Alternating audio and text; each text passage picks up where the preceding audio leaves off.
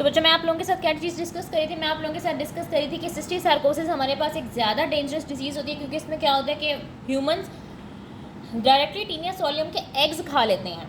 ठीक है, पहले क्या था उस डिजीज़ के अंदर, टीनियासिस के अंदर ये अंडे पिग्स खा रहे थे। अब क्या हो रहा है कि ये अंडे डायरेक्ट ह्यूमंस खा रहे हैं, तो ह्यूमंस के अंदर एग्स जो होंगे वो हैच होंगे, उससे ऑनकोस्फेयर बनेगा। ऑनकोस्फेयर ब्लड के थ्रू उनके स्किन में, उनके आइज़ में, उनके ब्रेन में चला जाएगा और वहाँ पर लार्वा फॉर्म में के अंदर सिस्टिक सार्काई के अंदर डेवलप हो जाएगा। सो सिस्टिक सार्कोसिस के अंदर आप एग्स को इंजेस्ट करते हैं और आपके टिश्यूज़ या आपके मसल्स के अंदर वो लार्वल फॉर्म के अंदर एग्जिस्ट करते हैं। ये बहुत खतरनाक बीमारी है। नेक्स्ट आ जाता है बच्चों पैथोजेनेसिस और क्लिनिकल फाइंडिंग्स। हम लोग टीनियासिस और सिस्टिक सार्कोसिस दोनों की पैथोजेनेसिस और क्लिनिकल फाइंडिंग पढ़ते हैं। मैंने आप लोगों को पहले भी बताया कि जो टीनियासिस डिजीज़ है वो इतनी ज़्यादा खतरनाक नहीं है। जो एडल्ट टेपवॉर्म होता है वो आपके इंटेस्टाइन के अंदर अटैच होता है, वो थोड़ा बहुत डैमेज ही कॉज करता है। और ज़्यादातर ये होता है कि जो एडल्ट टेपवॉर्म इन्फेक्शंस होती हैं वो एसिम्प्टोमेटिक रहती हैं, यानी कि उनके एज सच सिम्टम्स नहीं आते, लेकिन आ भी सकते हैं। जैसे कि इस तरह के सिम्टम्स आ सकते हैं कि एनोरेक्सिया होगा, बंदे को भूख नहीं लग रही होगी, डायरिया होगा, ज़ाहिर है एब्डोमेन से रिलेटेड सिम्टम्स आएंगे ना, क्योंकि आपके इंटेस्टाइन के अंदर जो है ना वो टेपवॉर्म है। एनोरेक्सिया होगा, डायरिया होगा, थोड़े बहुत एब्डोमिनल सिम्टम्स होंगे और स्टूल के अंदर आपको प्रोग्लोटिड्स नज़र भी आ सकते हैं। अब सिस्टिक सार्कोसिस बहुत ख़तरनाक डिजीज़ है।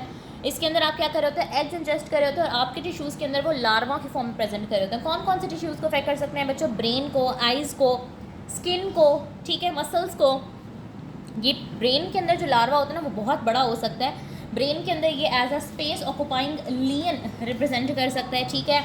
उसकी वजह से हेडेक हो सकता है, वॉमिटिंग, सीजर्स, न्यूरोलॉजिकल डिसफंक्शन हो सकता है, न्यूरोलॉजिकल मैनिफेस्टेशन आ सकती हैं, सर में दर्द होगा, वॉमिटिंग होगी, सीजर्स मतलब फिट्स या झटके वगैरह आएंगे। और अगर ये ब्रेन को इन्वॉल्व करता है तो हम इसको बोलते हैं न्यूरोसिस्टिक सार्कोसिस। नॉर्मली इसका नाम सिस्टिक सार्कोसिस है, ब्रेन के सिम्टम आएंगे तो न्यूरोसिस्टिक सार्कोसिस।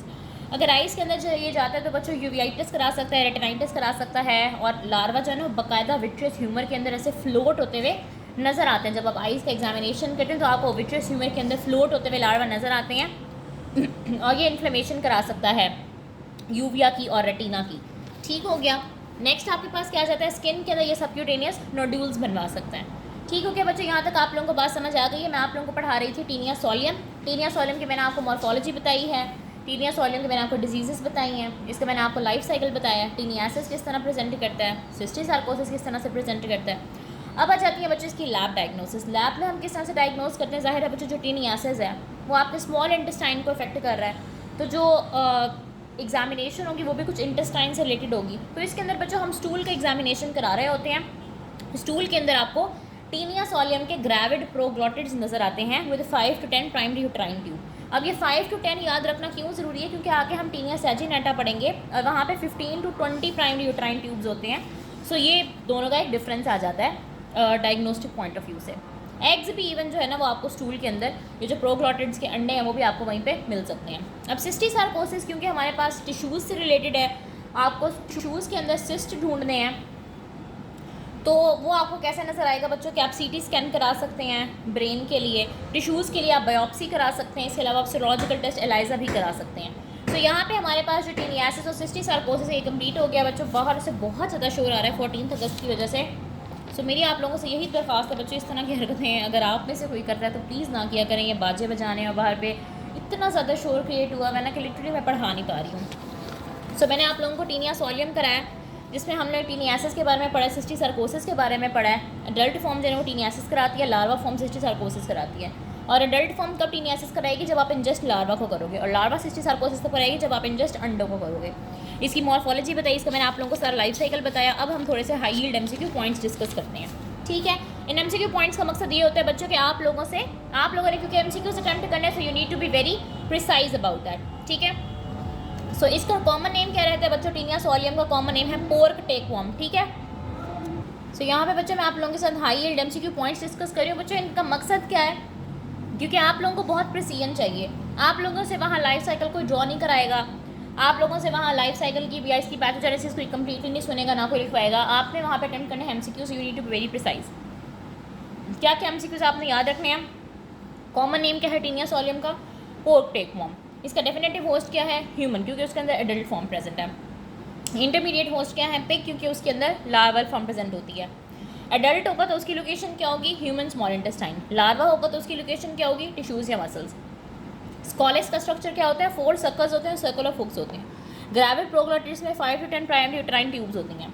अगर ह्यूमन लार्वा को ईट करेंगे तो उनके अंदर एडल्ट फॉर्म प्रेजेंट करेगी जिसको टीनियासिस बोलेंगे। अगर ह्यूमन अंडे खाएंगे तो उनके अंदर लार्वा प्रेजेंट होगा जिस डिजीज़ को कहते हैं सिस्टीसार्कोसिस। लार्वल स्टेज का नाम क्या होता है? सिस्टीसर्कस या सिस्टीसार्काई। कौन कौन से टिश्यूज़ को आपके अंदर सिस्टीसार्कोसिस अफेक्ट करता है? ब्रेन, आइज और मसल्स को।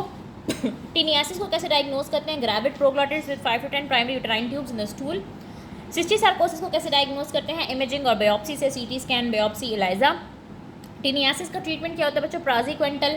प्रिवेंशन क्या होता है? क्या एक तो आप प्रॉपरली कुक करके खाएं पोर्क को, बल्कि खाएं ही ना पोर्क को, क्योंकि हम तो मुसलमान हैं, हम तो नहीं खाते अल्हम्दुलिल्लाह। अगर अंग्रेज़ों ने खाना है, जिसने भी खाना है वो प्रॉपरली कुक करके खाए, रॉ या अंडर कुक्ड ना खाए, और सैनिटेशन का भी ख्याल रखें।